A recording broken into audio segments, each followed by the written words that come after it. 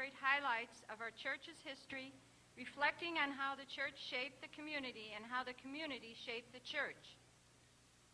We'll step through some of Cable's early history, and we'll sample the smorgasbord of our early pastors. We'll feast on the lives and accomplishments of the church's recent 3 pastors of the past 71 years. Only 3 pastors in the last 71 years. Imagine that.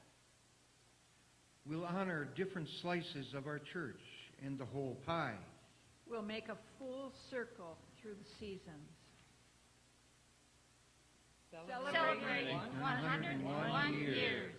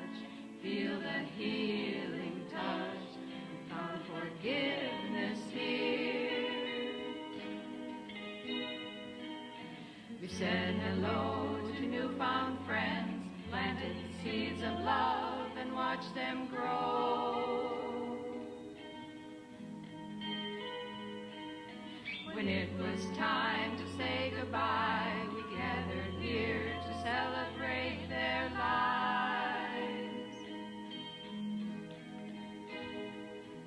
We've gathered here. We felt comfort here. Found meaning in our lives. We felt joy in our hearts. Celebrated our lives. We have prayed to God.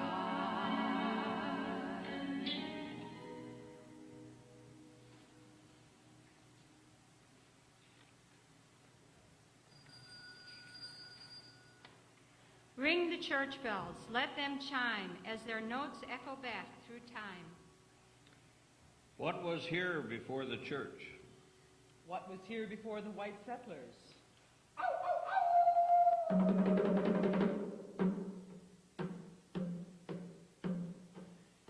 Indigenous people lived in small family villages along the shores of lakes, tending gardens of corn, potatoes, and pumpkins in the summer.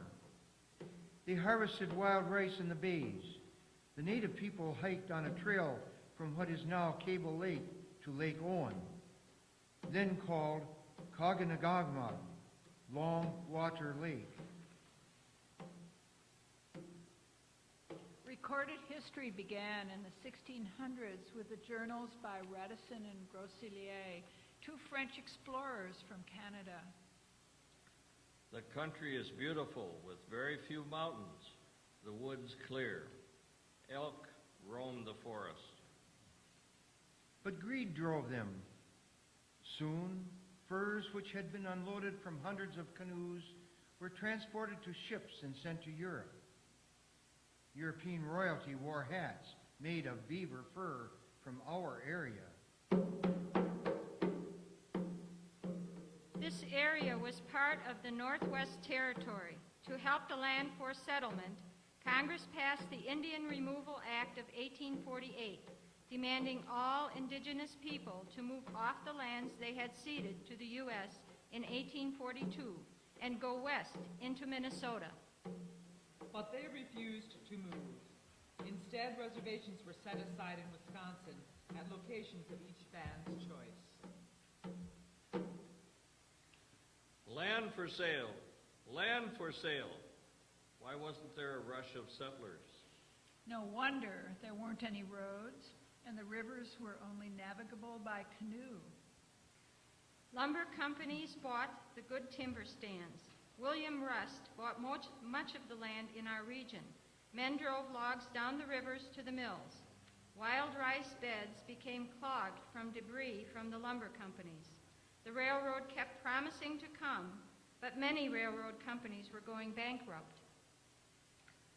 Hundreds of men working for the North Wisconsin Railroad built the railway with their strength and sweat in 20-mile sections each year, stopping before the snow arrived. Wherever they stopped for the season, a boom town would spring up. The railroad arrived here in November of 1880. Cable became a boom town. The constant sound of hammers and saws made stirring music from morning till night.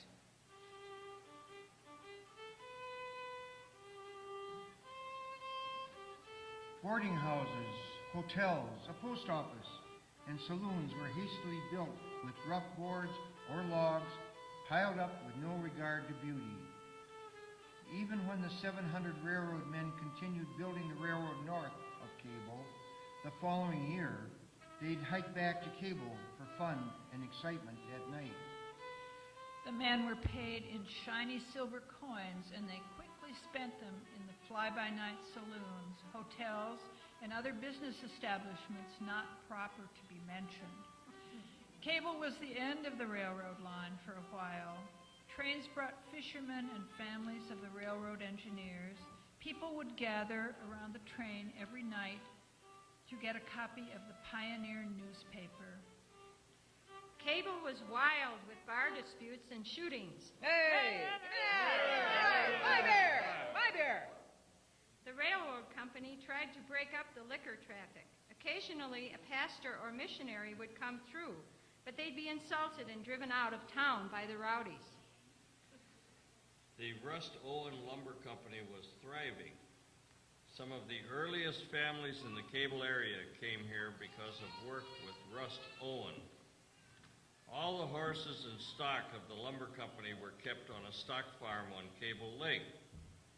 Later it became known as the Frank Drummond Stock Farm. Wild nights in Cable came to an abrupt end.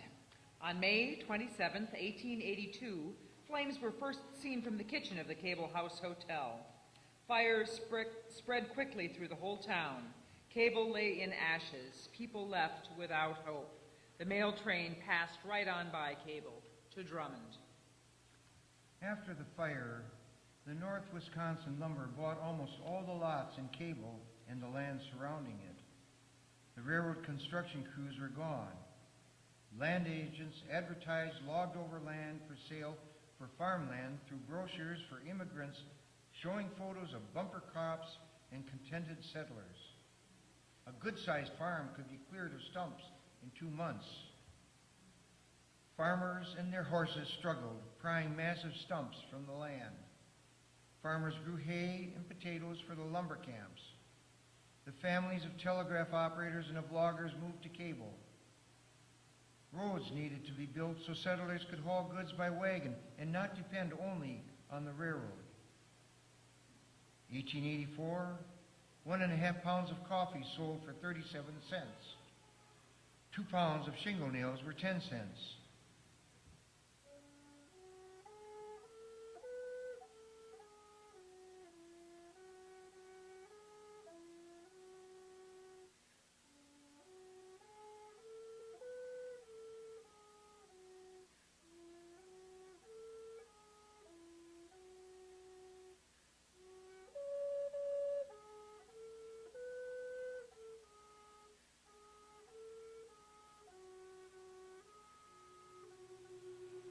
In 1889, the Kinney family started a Sunday school in their home, often with a dozen children.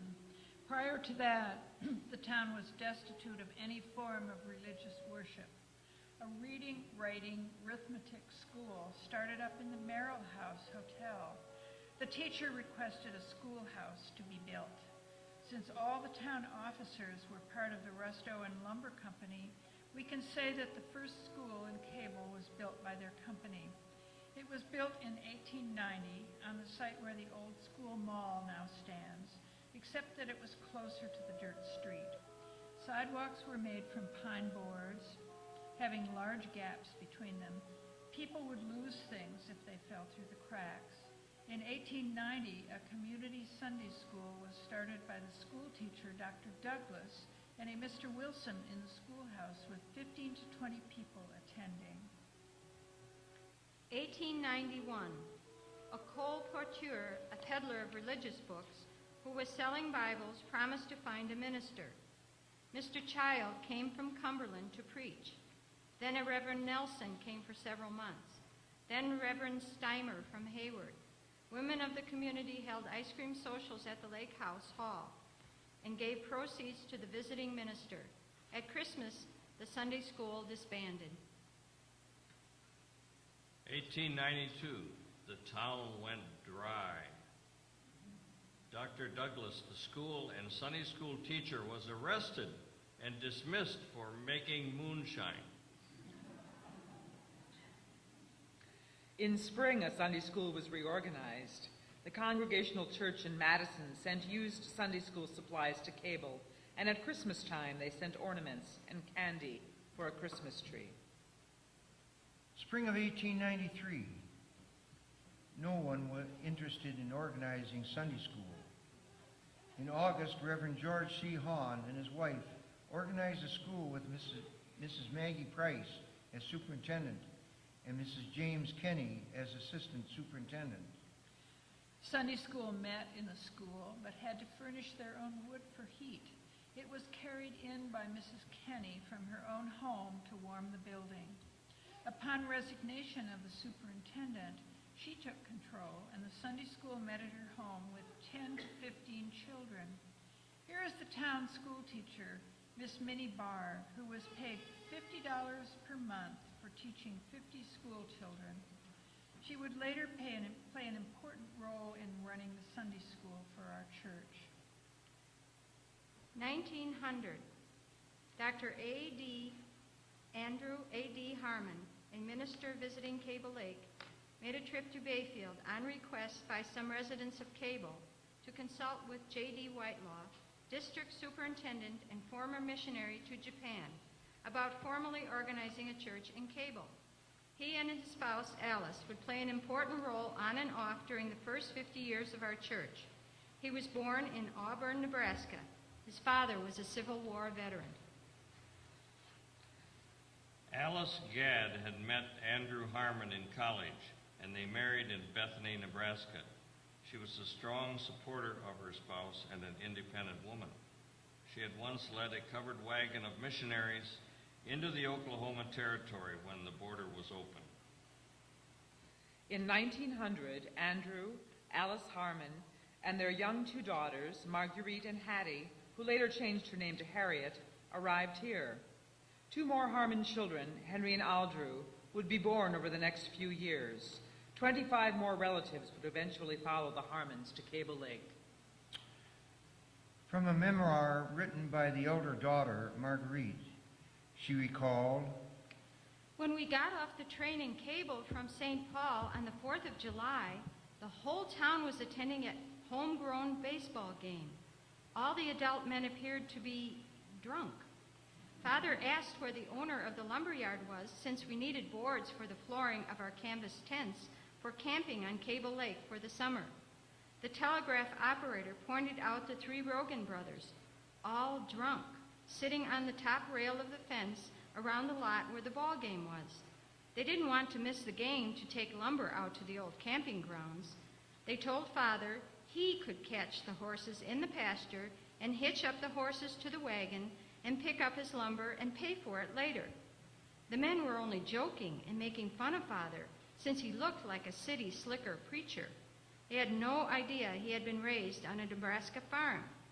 The men almost fell off the fence laughing when Father went out in the field, caught the horses, hitched them up faster than any of the local men could have done, and we took off down the narrow little old lumber road.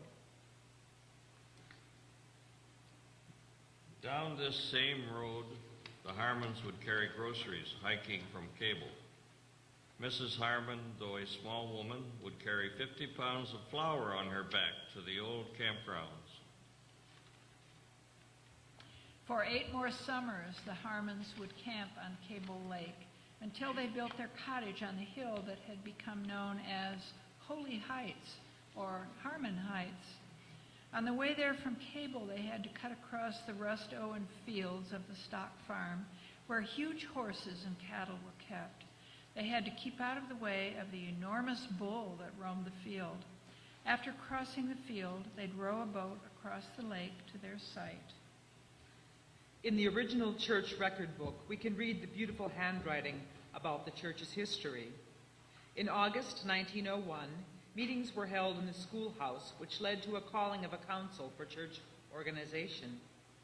On September 1st, 7 interested individuals, plus student minister John Johannes Lefebvre and J.D. Whitelaw, met at 3 p.m. at the schoolhouse to organize a congregational church. On September 11th, 1901, at the home of Andrew Ersted, 8 persons were organized into a church on congregational principles. John Johannes Lefebvre became the first pastor. He had been born in Grand Haven, Michigan in 1870 and was ordained in Stratton, Colorado after he left our church. Mr. Foss became the clerk of the church and gave this moving prayer. May the little church just spring into life, grow and increase in the knowledge and grace of our Lord Jesus Christ, and always be found thoroughly alive to its mission in this world and to Cable, a light in the darkness, free of contention, love without hypocrisy, burning with Christ's love. We still had no building of our own, but the most important ingredients for a church is the people. From the writing of Marguerite Harmon, who became Marguerite Harmon Bro, the mother of Allie Bro Racher, she recalled, I remember going into the schoolhouse for the church and squeezing into the seats with desks. Father preached there a couple of times. The children had to take the small front seats, and the adults, many who were big lumberjacks, took the larger seats at the back of the room. We sang out of the hymn books with a blue-gray cover, some that were sent from New England by some missionary-minded congregational church. We sang mightily. The leading voice was Bill Ewing, otherwise known as the town drunk. A bigger schoolhouse was needed for the growing numbers of children moving to Cable. A 2-room schoolhouse was built behind the original school. In 1902, the old school was to be offered for sale during a public auction. What a perfect building for a church of our own. In May, George Hanks was voted to be the church representative at the auction and instructed not to bid over $150. Sold to the Congregational Church. We borrowed $200 from the Congregational Church Building Society in New York City to help pay for the building and for the lot for the new church, which we purchased from Anna Nemick and her family for $100. The 22 by 44-foot building was moved by horses on skids. 3 Sunday nights that summer, Dr. Harmon, who was here on summer vacation, preached. One of the sermons, as usual, was on the worldwide work of the church, and a special offering was taken. In 1902, when there was no minister available and Dr. Harmon was back in St. Paul, Mrs. Harmon would officiate at funerals. Once a man walked 3 miles from town out to Cable Lake to ask me to do a funeral service for his 14-year-old daughter, who had been shot by accident crossing a lake on a raft. The day after the funeral, the father hiked back out to the camp. Please take this. It's only $5. But you did such a good thing for us holding the funeral. It's not the custom of our church to take money for funerals. But it's a Lutheran custom, Mrs. Harmon, to pay the minister for a funeral. I'm sorry. I can't accept it. Then please accept this. It belonged to my daughter. He placed a trinket in my hand, and I clasped it as he hiked away. Before Jan Johannes Lefebvre, our first official pastor, left in 1903, he wrote in the church record book, A blessed time was had. Some things were accomplished. I pray they may be permanent. Frederick Dahlberg, another student minister, served our church for the next 3 years. Born in Salem, Massachusetts, he became ordained 4 years after leaving our church. The church struggled and voted that 3 annual offerings be made. One to the Church Building Society in New York City, because in other sections of the northern frontier, new churches were coming into being. A second offering for the Home Missionary Society, and a third to the Board of Education. During these years, almost every family in town had a barn for the family cow, horses, and hay. Fences were built so cows and pigs wouldn't run loose anymore. In 1906, another student minister, Helen M. Jones, began serving our church. Ordained ministers were hard to find in this growing country, with churches springing up everywhere. She became known as outstanding, teaching adult Bible classes, Bible study at the Ladies' Aid meetings, and placing more emphasis on the Sunday school. Helen Jones did much calling on the sick and needy, whether they were members or not. So our open door policy started a long time ago. Our church community included everyone back then, as it does now. With a strong woman as our church leader, women were inspired and united to form a library association for the community in Frank Drummond's spare store. the Harmons were still camping on Cable Lake. Dr. Harmon would return to St. Paul during the week to preach at the First Christian Church, while his family stayed on the lake. Mrs. Harmon and the children would stay into September because there always seemed to be an epidemic of polio in St. Paul in the fall. When temperatures dropped, they'd pack up camp and go into town to a log cabin to stay with an old Scottish couple, Mr. and Mrs. Gray, whom the Harmon children called Grandma and Grandpa Gray. In 1908, they broke camp one September day by 5 p.m. In town, a windstorm hit. The next morning, a man came from headquarters, the stock farm on Cable Lake. Marguerite recalled, He told us all 18 of the huge pines at our camping spot had been twisted and blown to the ground, their tops piled higher than a 3-story building, exactly where our tents had stood. After that incident, my parents decided to build a cabin on the lake instead of camping each summer. The minister, Helen Jones, left our church in 1909.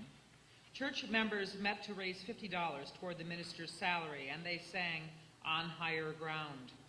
Robert Hoffman, a 24-year-old student minister born in Ireland, became pastor for 1 year. He became ordained in South Dakota 4 years after leaving our church. Eunice C. Haley began serving our church in 1910. Eunice Haley was to receive $350 for a year's salary.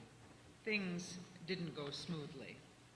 She quickly built a reputation for being just a mite dogmatic. Refusing to resign the following March when asked during a close vote, the church trustees decided to close the church for the time being. Reverend Dexter was elected as moderator of a special meeting, and this time, a unanimous vote swayed her to resign. In 1910, Reverend Dr. Harmon had driven his car up to Cable Lake from St. Paul. Locals had the opportunity to examine the latest in fast, comfortable travel. Cable was keeping up with the times. Soon, the town chairman, Martin Rogan, purchased one. In 1911, Dr. Harmon officially became our first ordained pastor with a salary of $700 a year. He had been ordained in the Disciples of Christ Church in Lincoln, Nebraska. Harmon and William Parent had their way. Cable voted to go dry by a margin of 61 to 43. Soon, 2 saloons were put out of business. One became a potato warehouse and the other a barber shop. And the first telephone was installed in Cable. Alice Harmon, Dr. Kate Kelsey, and several other women went house to house soliciting support for a full high school, since students had to journey to Washburn or to Ashland to complete high school. They were encouraged by a $2,000 grant from the county superintendent's office.